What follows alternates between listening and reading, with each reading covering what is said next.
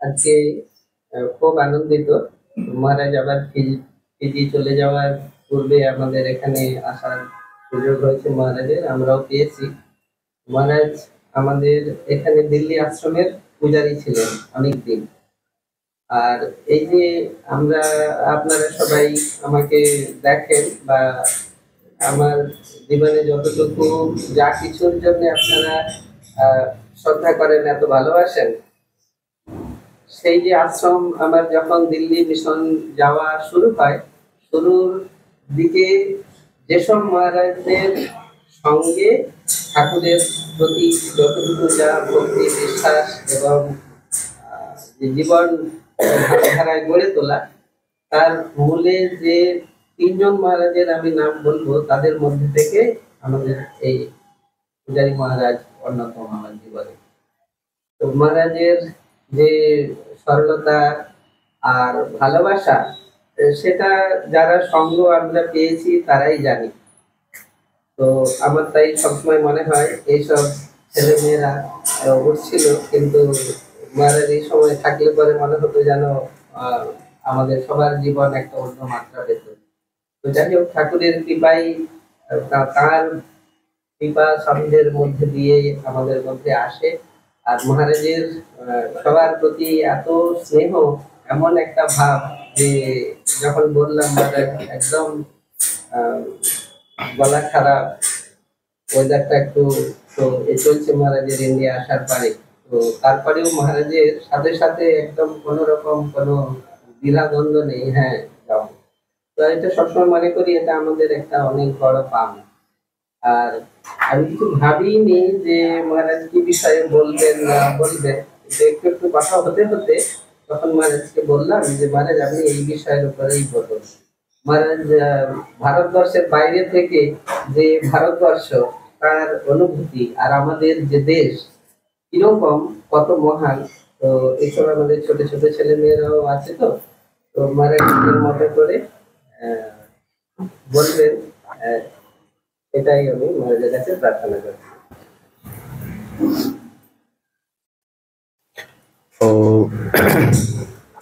ओम स्थापकाय धर्मस्य सर्वधर्मस्वरूपिणे अवतारवरिष्ठाय रामकृष्णाय ते जननीं शरदां देवीं रामकृष्णं जगद्गुरुं पादपद्मे तयश्चित्वा प्रणमामि मुहुर्मुहुः।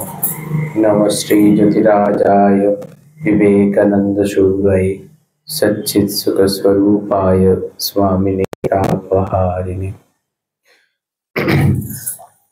আপনাদের সকলকে আমার আন্তরিক শুভেচ্ছা নমস্কার জানাই। ঠাকুর মা স্বামীজির ভাবধারায় আমরা নিজেদের জীবন তৈরি করতে এসেছি।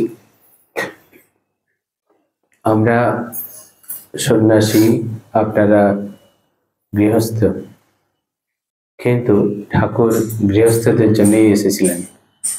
তো ঠাকুরের যে ভাবনা চিন্তা কথামৃতে যদি পড়েন, তাহলে দেখা যাবে যে ওখানে সংসারীদের, সন্ন্যাসীদের থেকে, গৃহস্থ আশ্রমে থেকে কিভাবে ঈশ্বর দর্শন করা যায়, এই প্রসঙ্গেই ঠাকুর ম্যাক্সিমাম বলেছেন।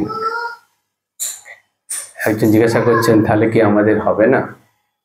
ঠাকুর বলছেন কেন হবে না, সংসারে থেকে সাধন ভজন কিভাবে করতে হয় সমস্ত ঠাকুর খুব সরল একটি পথ তৈরি করে দিয়ে গেছেন। আজকে পড়ছিলাম স্বামী ব্রহ্মানন্দের ওই ধর্ম প্রসঙ্গে, সেখানে বলছেন যে সংসারে থেকে কিভাবে সাধন ভজন করা যায় সেটি ঠাকুর কিভাবে বলছেন, যে তাকে আন্তরিক হয়ে প্রার্থনা করতে হয়। আমরা সংসারে কাজ করব, মহারাজের ওই বইটির প্রথম পাতাতেই আছে যে 75% মন ঈশ্বরে রেখে 25% মন দিয়ে যদি সংসারের কাজ করা যায় তাই হেয় ঢেউ। অর্থাৎ ঈশ্বরের সমস্ত, এই আজকের প্রার্থনাটি আমার সমস্ত আন্তরিক প্রার্থনা ঈশ্বরের যেন সমর্পিত করছে। সমস্ত কর্ম সাধনা যা কিছু ঈশ্বরের সঙ্গে সংযুক্ত হয়ে করা, এটি হলো সংসারে থেকে সাধন ভজন করা। সমস্ত কর্ম তো আমাদেরকে করতেই হয়, কেউ কর্ম ছাড়া থাকে না। সন্ন্যাসীরাও কর্ম করে, আপনারা যারা গৃহস্থে রয়েছেন, সংসারে রয়েছেন, তাদেরও কর্ম করতে হয়। কিন্তু কর্ম করা যায় কিভাবে? কর্ম কি সাধনার অঙ্গ হতে পারে? এই প্রসঙ্গ এক জায়গায় বলছিলাম, কর্ম কিভাবে সাধনার অঙ্গ হয়? হয় না। কর্ম দিয়ে আমরা কর্ম করতে গেলে মন বিক্ষিপ্ত হয়ে পড়ে, সর্বদাই দেখি যে যত কাজ করে তার মন তত বিক্ষিপ্ত। কিন্তু একইভাবে যে যত ভালো কর্ম করে তার মন তত শান্ত। তার কর্ম করার একটি কৌশল, সেটি আবিষ্কার করতে হয় আমাদেরকে, তবে কর্ম দিয়ে ঈশ্বর লাভ করা যায়। কর্ম করার কৌশলটি কিরকম? যে কর্মকে উপাসনায় পরিবর্তন করা। আমি এই প্রসঙ্গে হয়তো আগেও বলেছি, একবার আমি যখন চণ্ডীগড়ে ছিলাম, দিল্লির আগে চণ্ডীগড়ে ছিলাম, ওখানে এক মহারাজ, আমি পুজো করতাম, ওখানেও পুজো করতাম। তো মহারাজ বললেন যে, আমি বললাম যে পুজো তো করি, এত কাজ আর করতে পারছি না। তো মহারাজ বললেন, তুমি পুজো করো, তাকে কাজ বলছো, তাহলে কাজকে পুজোই করবে কবে? স্বামীজির যেমন কথা ছিল যে ওয়ার্কশিপ, তো সেই আমাদের কর্মটিকে সাধনা পুজোতে পরিণত করা। এটি হলো, আমরা যখন, আপনারা যখন মায়েরা, তো মায়েদের পক্ষে অনেক সুবিধা আছে ছেলেদের থেকে। মায়েরা যখন সমস্ত বাড়ির কাজ করেন, প্রত্যেকটি কাজকেই ভাববেন ঠাকুরের কাজ করছি। পোছা, রান্না করা, কাউকে খাওয়া পরিবেশন করা, সমস্ত কিছু যেগুলি ঈশ্বরের সমর্পণ করা।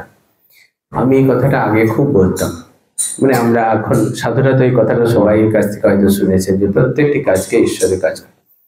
কিন্তু অনিল বলল, ওখানে গিয়ে কেমন আপনি আছেন সমস্ত শোনানো, তো ওখানে আমাদের সব নিজেদের করতে হয়। এই যে নিজেদের করা মানে রান্না করা থেকে অন্য সবজি কাটা, পরিষ্কার করা, সমস্ত কিছু নিজেদের সাধুদের করতে হয়। ওখানে কোনো আলাদা কেউ ওয়ার্কার থাকে না যে করে দেবে। তো আমার প্রথম দিকে খুব খটকা লাগতো যে এত বছর ধরে যেখানে থেকেছি, দিল্লি, চণ্ডীগড়, গোলপার্ক, ওখানে তো এত এত সব সাহায্য করার লোকজন ছিল, এখানে তো কেউ সেরকম থাকে না। কাজ করতে গিয়ে বারবার ধাক্কা লাগতো মনে, যে এত এই কাজ কি করবো, এটা কি সাধনা? মানে আমি এতদিন বলে এসেছি সব কাজকে সাধনা করতে হবে, সাধনায় পরিবর্তন করতে হবে, কিন্তু ওখানে গিয়ে যদি আমি ওটা না ভাবি, এই বাসন ধোয়া বা রান্না করাটাও ঠাকুরের কাজ, তাহলে করতে পারবো না। আমার মন বিক্ষিপ্ত হবে, আমার অসুবিধে হবে, আমি এটার সঙ্গে অ্যাডজাস্ট করতে পারবো না। বিদেশে বলছিলাম, বিদেশে মানুষের মন অন্যরকম, তাদের চিন্তা ভাবনা, তাদের ওয়ে অফ টকিং, কনভার্সিং, সমস্ত কিছু আলাদা। আমাদের সেখানে অ্যাডজাস্টমেন্ট করতে হয়, কাজের ধরনও আলাদা। যদি সেটা না করতে পারি, প্রত্যেকটা কাজকে যদি ঈশ্বরের ভাবনায় বা আন্তরিকতার সঙ্গে না করতে পারি, তাহলে থাকা ওখানে অসম্ভব। প্রতি ক্ষেত্রে আমরা ধাক্কা পাবো। তাই আরেকটি কথা, ওইটি খুব অনুভব হয় যে ঈশ্বরের কাজ যদি না হয় তাহলে সত্যিই অসম্ভব। অর্থাৎ কর্মবিজ্ঞান হচ্ছে, কর্মবিজ্ঞানে এরকমই, কাজকে উপাসনায় পরিণত করা। উপাসনা কর্মের দ্বারা কিন্তু ভগবান লাভ হয় না, ঈশ্বর লাভ হয় না, তার দ্বারা কি হয়, মন শুদ্ধ হয়।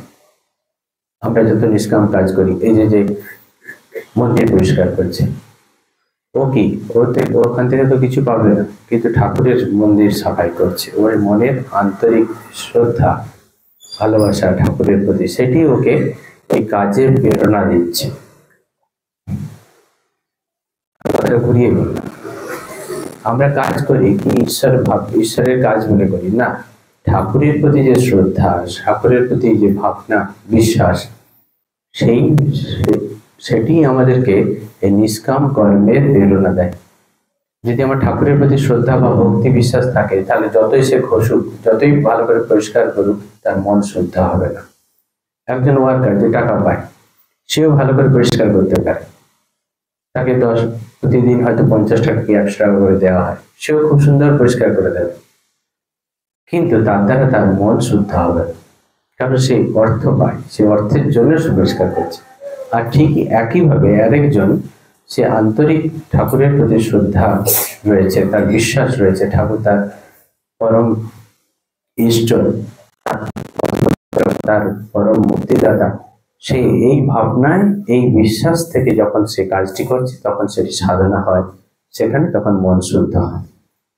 দুজনেই একই কাজ করছে। আমরা যারা অফিসে কাজ করি তারাও একরকম কাজ করে, যারা এই ঠাকুরের কাজ করছে তারাও একইভাবে কাজ করে, কিন্তু পার্থক্যই আন্তরিকতা, শ্রদ্ধা, বিশ্বাস। রাজা মহারাজ বলছেন, স্বামী ব্রহ্মানন্দজি, তো এখানে আছে মনে হয়, স্বামী ব্রহ্মানন্দজি বলছেন যে আন্তরিক হয়ে কাজ করতে হবে। যত যার আন্তরিকতা ঈশ্বরের প্রতি যত বেশি, সে ভগবানের কাছে তত এগিয়ে গেছে।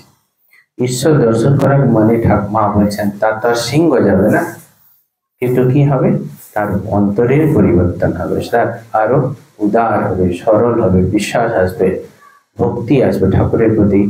তার সেই বিশ্বাস, ভক্তি, এই হলো শক্তি। আমাদের শক্তি কি?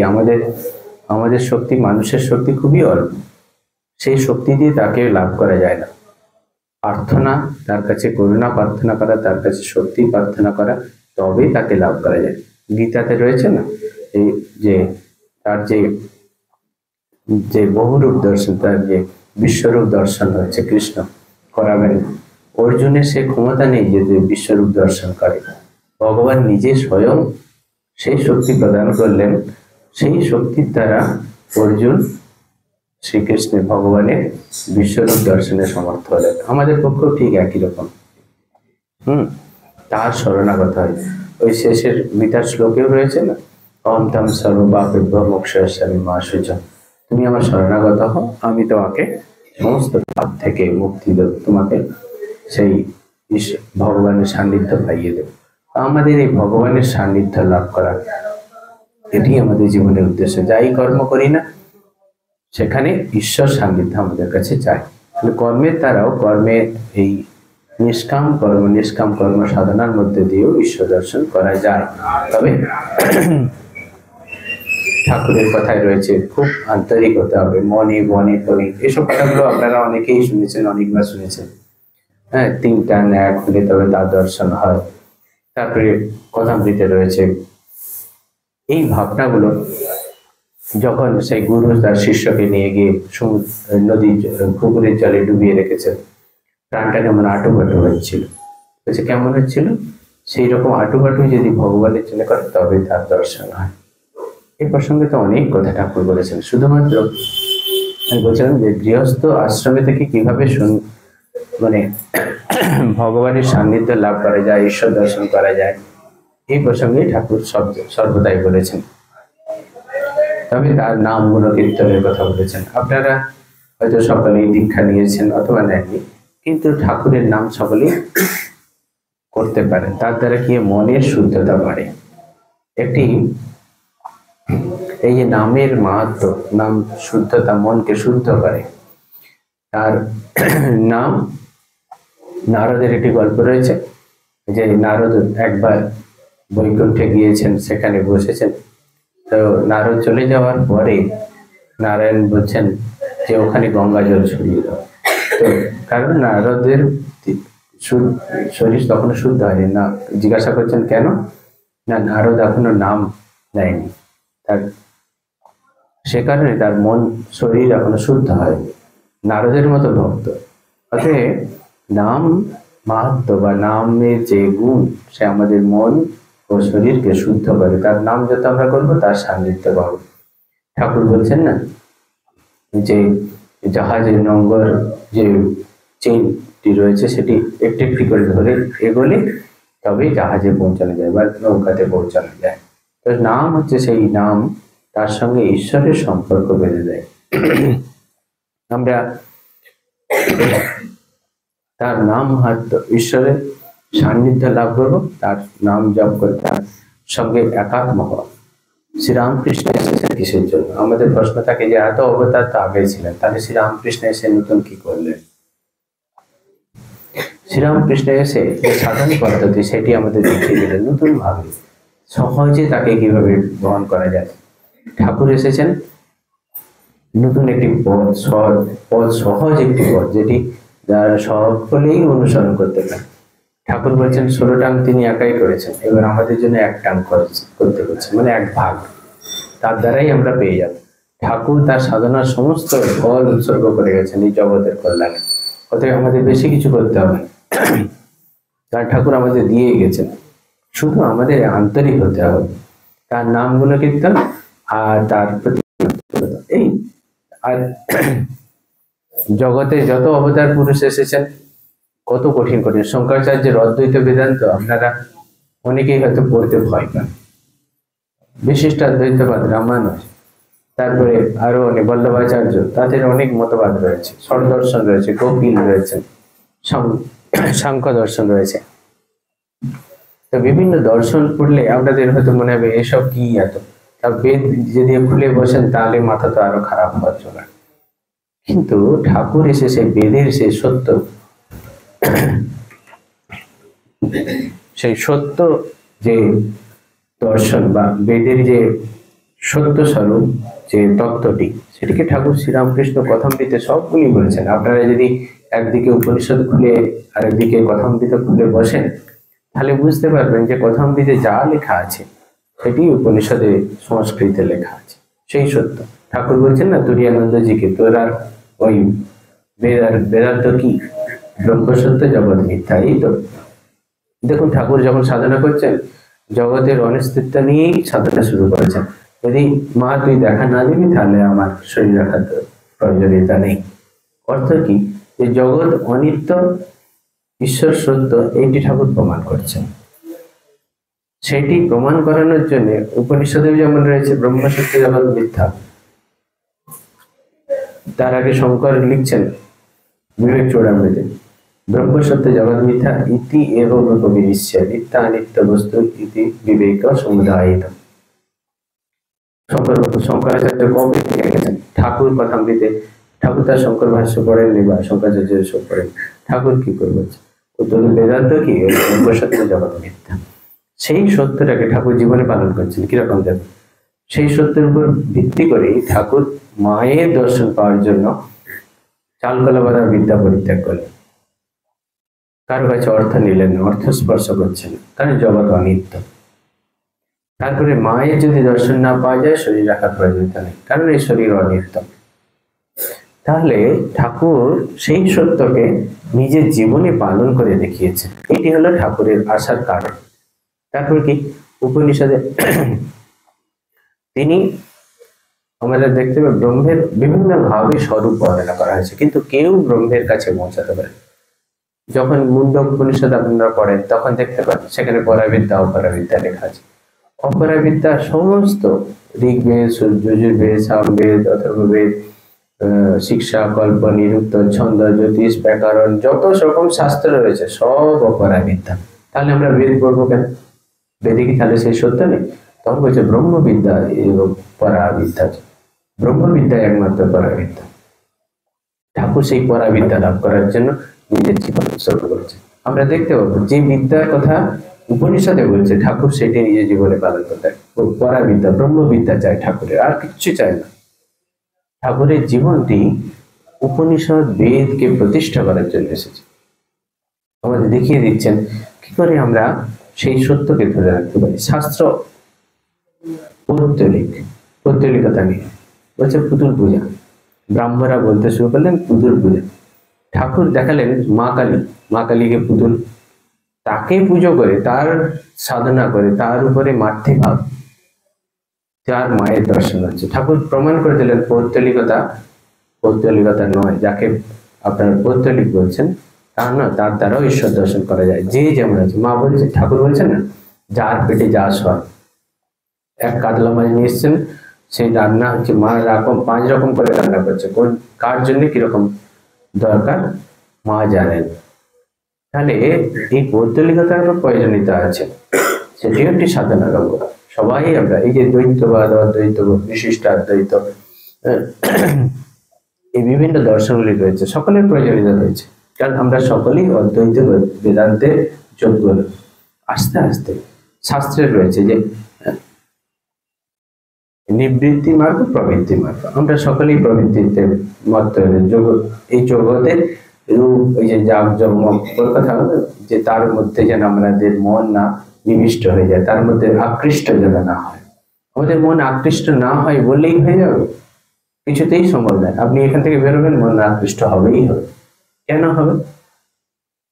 হবে কারণ এটি সংস্কার, আগের কত জন্মের সংস্কার রয়েছে, আমাদের মন আকৃষ্ট হবেই হবে। কিন্তু তার সঙ্গে এটাও মনে হবে যে এগুলো সত্য নয়। বারবার শুনতে শুনতে আমাদের মনে প্রবৃত্তি থেকে নিবৃত্তির দিকে মন যাবে। এই জন্য, কারণ মন আমাদের চঞ্চল, আমাদের কত জন্মের সংস্কার নিয়ে মনটি রয়েছে। কখনোই একবার আজকে পড়লাম যে মন বলে ভগবানের পায়ে রশ্মি দিয়ে বেঁধে, মানে রেশমের সুতো দিয়ে ভগবানের পায়ে মনটি জড়িয়ে দাও, কোথাও আছে? ঠিক আছে, বলার সঙ্গে সঙ্গে মনটি ভগবানের পায়ে রশ্মি দিয়ে জড়ানো হয়ে যাবে? মোটেই না। আমাদেরকে সেটি সাধনা করতে হবে যে আজকে হলো না, কিন্তু আমি সত্য তো জানি এই জগৎ অনিত্য, জাঁকজমক যুগ চাকচিক্য এ বেশি দিন থাকবে না। কিন্তু একদিনে হওয়ার নয়, এই জন্য ভগবানের কাছে প্রার্থনা করা, তার কাছে নিবৃত্তি নির্বাসনা যাও। মা বলছেন না, মুক্তি কি করে আসবে? নির্বাসনা। মনের যদি নির্বাসনা আছে তো আজই মুক্তি। এই জন্য প্রবৃত্তি থেকে নিবৃত্তি যাওয়া, সে কথাটিও ঠাকুর বলছেন যে ওই ছোটখাটো বাসনাগুলো মিটিয়ে নিতে হয়, নাহলে মুক্তি হয় না। রসগোল্লা খাওয়াটা হয় সব বলে দিচ্ছে। তবে ঠাকুর বলতে চাইছেন রসগোল্লা খাওয়া মানে রসগোল্লা খেলেই যে আমাদের নিবৃত্তি হয়ে যাবে বা আমাদের মনে আর কোনো বাসনা আসবে না, তা নয়। ঠাকুর বলতে চাইছেন এই ছোটখাটো বাসনাগুলোকে আমরা যেন প্রবৃত্তি থেকে নিবৃত্তির দিকে নিয়ে যাই, তার অনস্তিত্ব বুঝতে পারি এবং আস্তে আস্তে তাকে পরিত্যাগ করতে পারি। এটি হলো সাধন। আমরা জগতে মন আজকে বলে কালকে গিয়ে সমাধি হয়ে যাবে তা না, কেন? কিছুতেই না। তাহলেও আমাদের প্রতিদিন প্রতিনিয়ত চেষ্টা করতে হবে যাতে মন ঈশ্বরের দিকে যায়। ওই ছোট ছেলেরা যেমন হয় না, মায়েরা তো করে এই সবসময় ছুটে বাইরে চলে যেতে চায়, কিন্তু মা জানেন কি বাইরে গেলে ওর খুব ওখানে রাস্তায় গাড়ি ঘোড়া আছে, ধাক্কা লাগতে পারে, মা আবার ছেড়ে নিয়ে আসে। ঠিক আমাদের সেরকম মনটি বারবার বাইরে যায়। পরাণ যেখানে ব্যাধিনা স্বয়ংভূ নবশ্যতি পরা অন্তরাত্মা। স্বয়ংভূ যেন আমাদের সব মনটিকে, আমাদের ইন্দ্রিয়গুলো সব বাইরে দিকে, কান বাইরে, চোখ বাইরে, নাক বাইরে, মুখ হাত সব বাইরে। কিছুতেই চোখ ভিতরে ঢুকতে চায় না, অন্তরাত্মাকে দেখতে চায় না। কান কিছুতেই অন্তরাত্মার শব্দ শুনতে চায় না, বাইরের শব্দ শুনতে, বাইরের আনন্দ উপভোগ করতে চায়। কিন্তু যারা বিবেকী, যারা প্রকৃত ঈশ্বরকে ভালোবাসেন, তারা কি করে? ইন্দ্রিয়গুলোকে বাইরের দিক থেকে মোড় ফিরিয়ে অন্তরের দিকে করে নেয়। সেটি হলো সাধনা। আমাদের সাধন ভজন করে কি হয়? সাধন ভজন করে মহারাজ বলছেন বিরজানন্দ, সাধন ভজন করে ঈশ্বর লাভ হয়।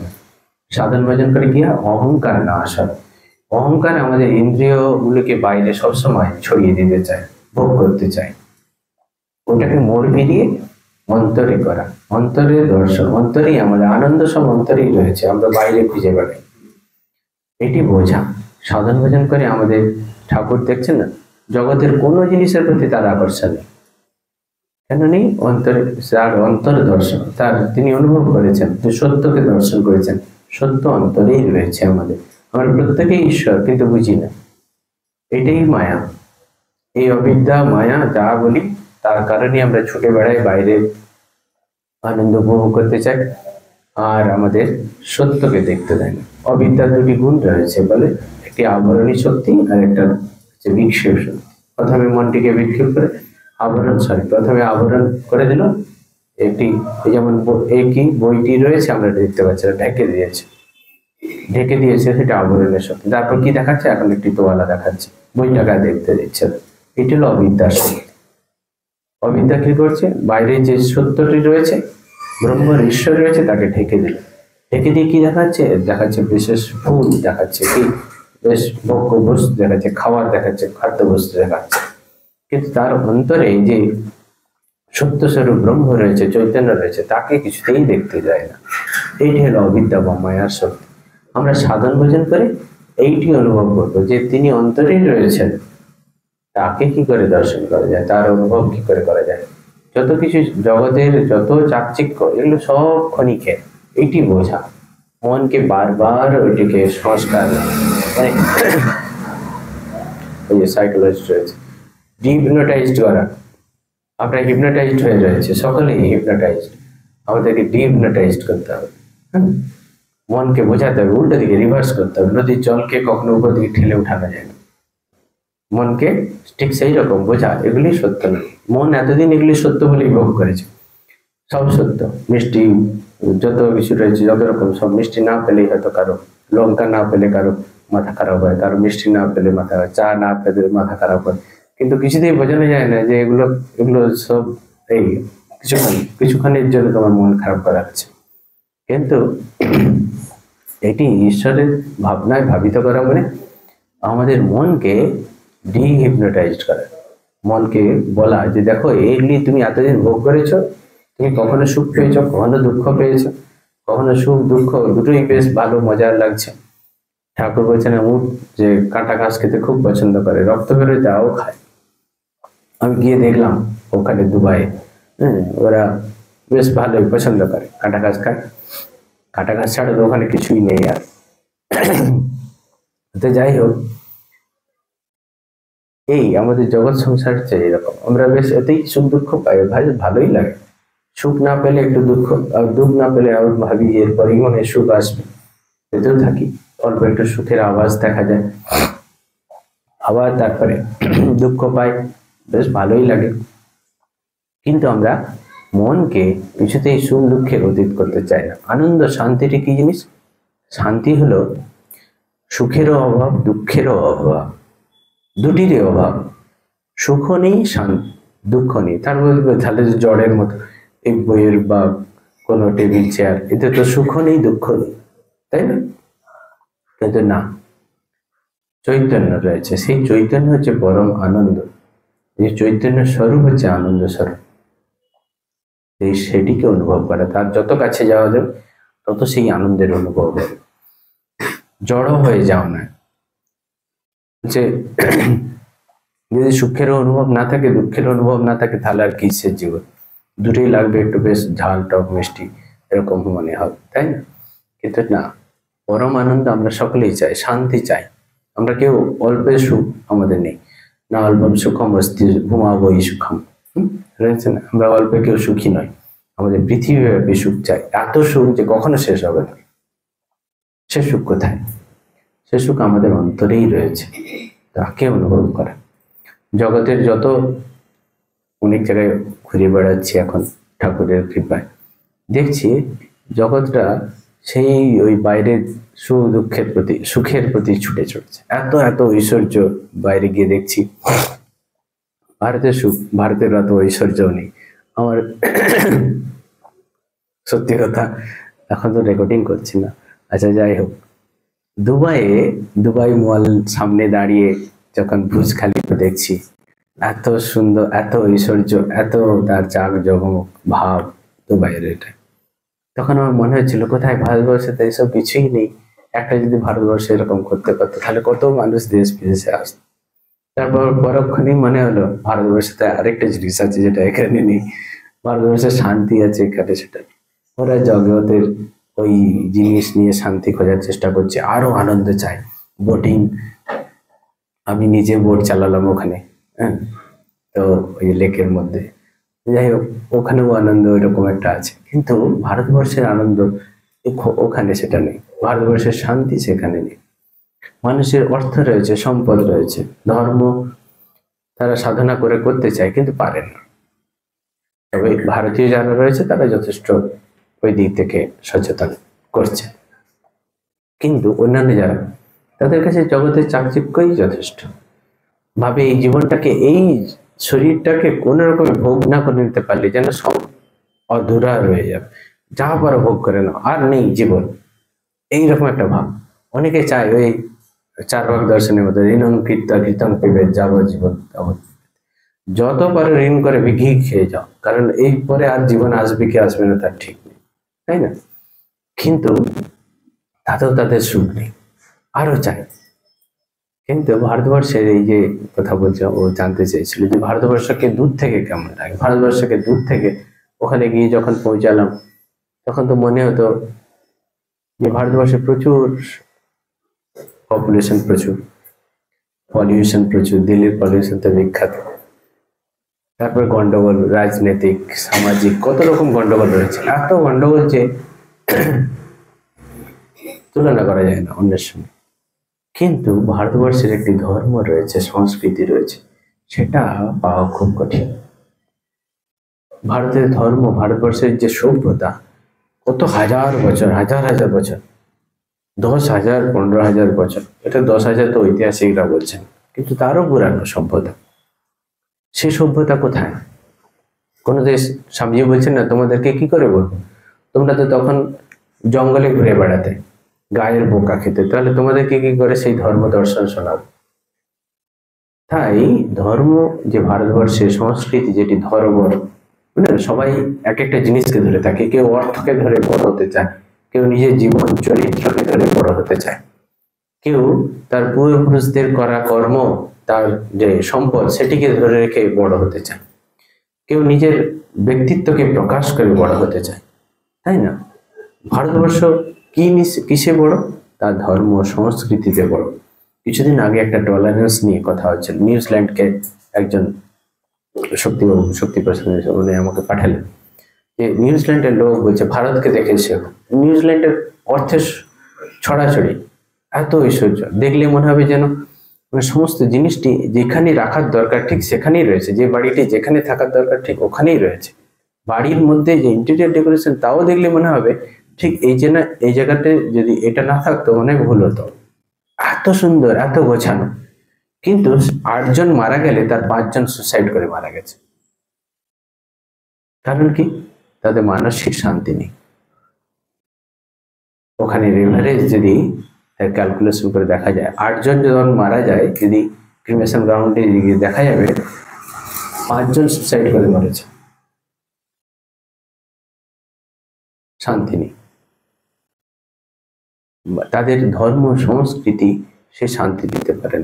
আমাদের ভারতবর্ষের সেই যে গর্ব, সেটা আমরা অনুভব করি, ওখানে গিয়ে ফিল করি, আন্তরিকতা, যে ভালোবাসা, যে ভাবনা, একটা থাকে না প্রত্যেকের মাইন্ড ভাইব্রেশন, তাই না? আমার মাইন্ডের ভাইব্রেশন একরকম, সকলের আলাদা আলাদা, কিন্তু ফ্রিকোয়েন্সি এক। এখানে যারা আছে সকলের মাইন্ড ফ্রিকোয়েন্সি এক, কিন্তু ওখানে গিয়ে সেই মিলবে না, আমাদের ফ্রিকোয়েন্সি মিলে না ওদের সঙ্গে, তাই অনেক সময় ট্রাসল শুরু হয়। কারণ কি? ভারতবর্ষের মাইন্ড ফ্রিকোয়েন্সি একরকম। তারা প্রত্যেকটি কাজ, সকালে উঠে প্রত্যেকে তুলসী গড়ে জল দেয়, সন্ধ্যাবেলা আরতি করে, দীপ দেয়, ধূপ দেয়। ভাবনাটা কি? ভাবনাটা হলো আমাদের যে আন্তরিক শ্রদ্ধা, আমাদের বিশ্বাস, ভগবানের প্রতি যে নিজেদেরকে উৎসর্গ করার একটা ইচ্ছে, সেটা ওখানে নেই। ওখানে আমিই করবো, আমি করতে পারি, I can do everything, Swamiji বলছেন। বাট ওটাও যেমন দরকার, ঈশ্বরের বিশ্বাসও দরকার, সেটি সেখানে নেই। যখন তারা ফেলিয়ার হয়, তখন আর কোনো পথ পায় না, সুসাইড করে। আমরা ফেলিয়ার হই, কিন্তু ভগবানের প্রতি বিশ্বাস আছে বলে আমরা আবার স্ট্রাগল করতে শুরু করি। কোথা থেকে? আমরা যখন একবারে নষ্ট হয়ে যাচ্ছি, তখন ভগবানের বিশ্বাস এসে আমাদেরকে আবার দাঁড় করিয়ে দেয়। কিন্তু ওখানে ভগবানের বিশ্বাস নেই, ভগবানের প্রতি সেই ভাব নেই, তার ফলে ওদের নিজেদের জীবন শেষ করা ছাড়া আর কিছু উপায় দেখতে পায় না ওরা। এটি হলো ভারতের ধর্ম সংস্কৃতির জোর, ভারতের ভাবনা, ইতিহাস, এটির জোর।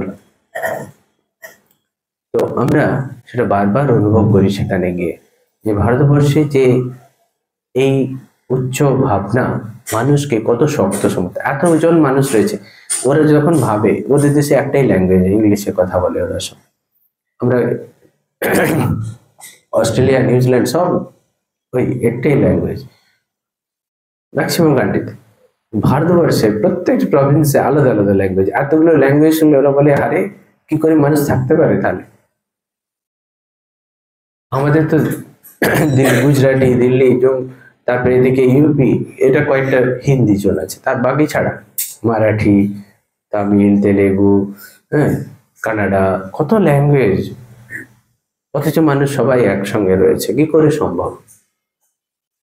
কত জাতি রয়েছে ভারতবর্ষে, কত সেক্ট রয়েছে, হিন্দুদের কত ভাগ রয়েছে, মুসলিম, খ্রিস্টান, বৌদ্ধ, সমস্ত কিছু রয়েছে। কি করে সম্ভব? কোন দেশে এতগুলো থাকে না। ভারতবর্ষে এই ধর্ম সংস্কৃতির যে ভাবনাটি, এটি হচ্ছে মূল ভিত্তি, এটি হচ্ছে শক্ত করে সবাইকে একটা সুতোর মধ্যে, ওই মালা গাছে ভিন্ন ভিন্ন, এক ফুলে মালা হয়, বেলি ফুল দিয়েই মালা হতে পারে, কিন্তু তার সঙ্গে আবার গোলাপ দিয়ে অন্যান্য ফুল অত ফুল দিয়ে করা যেতে পারে। তো আমাদের ভারতবর্ষের এই যে মালা, সেটা কিন্তু আরো বেশি ভালো সুন্দর। ভারতবর্ষে যে এই মানুষের যে বন্ধন, কত ধর্ম, কত সংস্কৃতি, কত রকম জাতি, কত ভাবনা, সমস্ত কিছু দিয়ে একটি মালা যেন তৈরি হচ্ছে ভারতবর্ষে। এই জন্য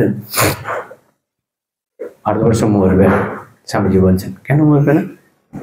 কারণ এটাই, অন্য জাতি নষ্ট হয়ে গেছে কত। ভারতবর্ষের সমসাময়িক যে হিন্দু সভ্যতার কত সমসাময়িক সভ্যতা নষ্ট হয়ে গেছে, কিন্তু ভারতের সভ্যতা এখনো নষ্ট হয়নি। কারণ তার কি?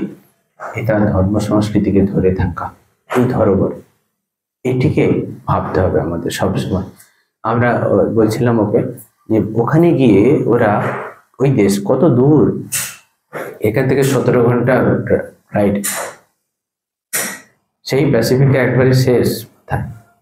সেখানে তারা ভারতবর্ষে জয় দেয়। ওকে বলছিলাম ভারতের ধর্ম সংস্কৃতি জয় হোক, ভারতের ধর্মের জয় হোক, অধর্মের বিনাশ হোক। আমার তখন নিচের বুকটা অনেকটা বেড়ে গিয়েছিল ভাবনায় যে ওরা এত দূরে, তো ভারতবর্ষের যে ধর্ম সংস্কৃতি জয় দিচ্ছে কোথায়? আমরা তো দেখি না ভারতবর্ষে এখানে থেকে, সেই অনুভূতি আমাদের আসে না কেন? ওকে বলছিলাম আমরা সেটা বুঝতে পারি না। যখন বাইরে যাই তখন মানে স্বামীজি বলছে না, বিদেশ থেকে ফিরে এসে যে প্রত্যেকটি ধূলিকণা তার কাছে যে তীর্থের সময়, ওখানে গিয়ে মনে হচ্ছে। বাইরে গিয়ে সত্যি স্বামীজির কথাটি যারা বাইরে গিয়ে থাকবেন তখনই ভারতবর্ষের একেজন ওই জিনিসটা একেবারে ভিতর থেকে টেনে নিয়ে আসবে। তাই ভারতবর্ষের যে ভাবনা, ভারতবর্ষের ধর্ম সংস্কৃতি, এটিকে ধরে থাকা, এত এত বছর ধরে এত মহাপুরুষরা এসেছেন, এত ঋষি মুনি ঋষির দেশ, ধর্মকে একেবারে রাস্তা মানে সবসময় যেন গাইড করে করে চলছে মানুষদের, কোনো দিকে এদিক ওদিকে হতে দেবে না। অবতাররা কিসের জন্য আসেন? অবতাররা এসে রাস্তা দেখান, তো মানুষকে গাইড করেন। বারবার অবতার পুরুষরা এসেছেন, মুনি ঋষি, বৈদিক যুগ থেকে ঋষিরা এসে তার সত্যকে, জগতের সত্যকে উদ্ভাসিত করেছেন। এই হচ্ছে ভারতবর্ষ। এবং আমরা গর্বিত যে আমরা এই ভারতবর্ষে জন্মগ্রহণ করেছি, তাই না? স্বামীজি বলছেন, যদি আপনারা পড়েন স্বামীজির কথা, সেখানে কত জায়গায় লেখা আছে ভারতবর্ষের কখনো যে ধর্ম সংস্কৃতি যে তা ছেড়ে দাঁড়াবে না। এবং ভারতবর্ষ এটাকেই, ভারতবর্ষকেই এই জিনিসটি, ধর্ম সংস্কৃতি সভ্যতা মুনি ঋষিদের তাদের আদর্শ ত্যাগ তপস্যা ভারতবর্ষকে সর্বদাই রাস্তা দেখিয়েছে। তাই এটির কখনো বিনাশ নেই। তাই আমরাও ধন্য যে আমাদের প্রত্যেকে, আমরা সেই প্রত্যেকে মুনি ঋষি, স্বামী বলছেন না, আমরা প্রত্যেকে সেই ঋষির বংশধর, আমাদেরকেও সেই সত্য লাভ করতে হবে। ভারতবর্ষের স্বামীজির ভাবনা কি? প্রত্যেকে সেই সত্য যুগে এসেছে ঠাকুরের জন্মের সঙ্গে সঙ্গে। ঠাকুর বলছেন, স্বামীজি বলছেন, আর প্রত্যেকে ঋষি হতে হবে। ঋষি কথার অর্থ বলছেন কি? সত্য দ্রষ্টা, যিনি সত্যকে দর্শন করি। আমরা আজ এই জন্মে পারবো, এটাই আমাদেরকে প্রতিজ্ঞা করতে হবে। না পারি, আরেকটা জন্ম। কিন্তু এমন নয়, আমাদেরকে আরো জন্ম নিতে হবে। আমরা চাই কি এই জন্ম, যেমন অনেকে যেমন ওই দেশ কি চায়, যা পারো এই জন্মে ভোগ করে নাও, আর মনে পাওয়া যাবে না। কিন্তু আমাদের দেশের মানুষ, যা পারো এই জন্মেই করে নাও। ঠিক একইভাবে যা পারো এই জন্মে করে নাও, ঈশ্বর লাভের জন্য যা পারো করে নাও। কিন্তু আর জন্ম পাবে কি পাবে না তার ঠিক নেই। ঈশ্বর লাভ এই জন্মেই করে নিতে হবে। শান্তি, পরম শান্তি পেতে হয় তো এই জন্মেই পরম শান্তি পেয়ে, যে নেক্সট ওই যে স্বর্গে গিয়ে খুব শান্তি পাওয়া যাবে, এত কিছু সম্পদ, এত টাকা পয়সা দিলে স্বর্গে তোমাকে সে শান্তিতে রাখবে, ওই ভাবনা ছেড়ে দাও। স্বামীজি বলছেন যে এই জন্মে এখানে নেই, ওখানেও নেই। আমরা এখানে ভোগ করি আর ওখানে গিয়ে শান্তি পাবো, এটা কখনো সম্ভব নয়। অতএব ওরা যেমন ভাবে যে এই জন্মে যা পারো ভোগ করে নাও, আমরা ভাববো, ভারতবাসীরা ভারতের সনাতন ধর্মের মানুষ যারা, তারা ভাববে, ভারতবাসীরা এই জন্মেই আমাদেরকে ঈশ্বর দর্শন করতে হবে। আর আগের জন্ম আসবে কি আসবে না তার ঠিক নেই। অতএব যা কিছু করার সেই ইন্টেন্সিটি, সেই আন্তরিকতা, সেই শ্রদ্ধা, সেই বিশ্বাস, ভক্তি ঠাকুর ঈশ্বরের প্রতি যেন হয়, এই প্রার্থনা সর্বদা তার সঙ্গে প্রার্থনা করা, সমস্ত কাজের সঙ্গে প্রার্থনা করা, তবেই তাকে লাভ করা যায়। ঠিক আছে, ভালো থাকবেন সকলে। আর ঠাকুর স্বামীজির কাছে প্রার্থনা করি আমাদের সেই যেন শুভ মতি হয়, যাতে ঈশ্বরে আমরা মনটাকে ঠিক বেঁধে রাখতে পারি। হ্যাঁ, আচ্ছা, তিনি পিঁপড়ের পায়ের ধ্বনিও শুনতে পান, সেই রকম আর কি তার সঙ্গে মনটিকে রেশমের সুতো দিয়ে বাঁধতে হবে। কারণ পায়ে রেশম তো, ঠাকুরের পা তো খুব নরম, ঈশ্বরের পা তো খুব নরম, সেই জন্য রেশমের সুতো দিয়ে, সেই জন্য তার এই চরণে আমাদের মতি হয়, সেইটি প্রার্থনা করে। এটা আমার স্বামীজির কাছে। জয় মা, জয় স্বামীজি।